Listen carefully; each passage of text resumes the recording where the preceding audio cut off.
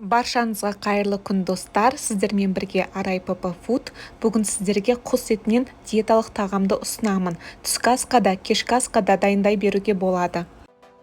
ПП рецепттерді жіберіп алмас үшін каналыма тіркеліп, колокольчик басуды ұмытпаңыздар. Ең алдымен құс етінен фарш жасаймыз. Мен блендерден өткізіп алдым. Егер де құс етін жақсы көрмейтін болсаңыз, онда сиырдың етінен де жасауға болады.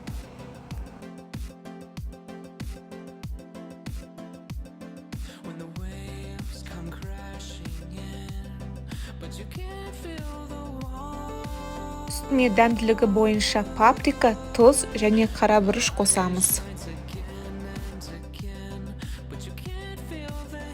Қасықпен жақсылап тұрып араластырамыз. Қызанақты домалақ қылып кесіп аламыз.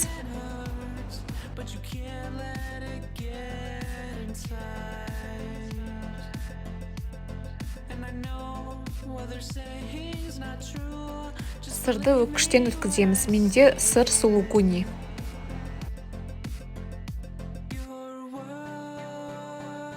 Формаға пергамент қағазын төсейміз. Енді қолымызды сулап, кішкене ғана фарштың бөлігін алып, корзина жасаймыз.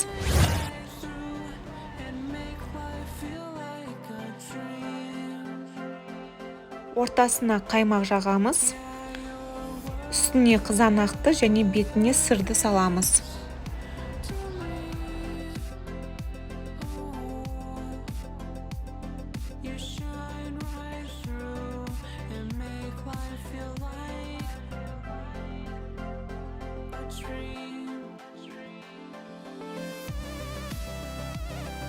Алдын ала қыздырылған пеште 190 градуста 40 минут пісіреміз.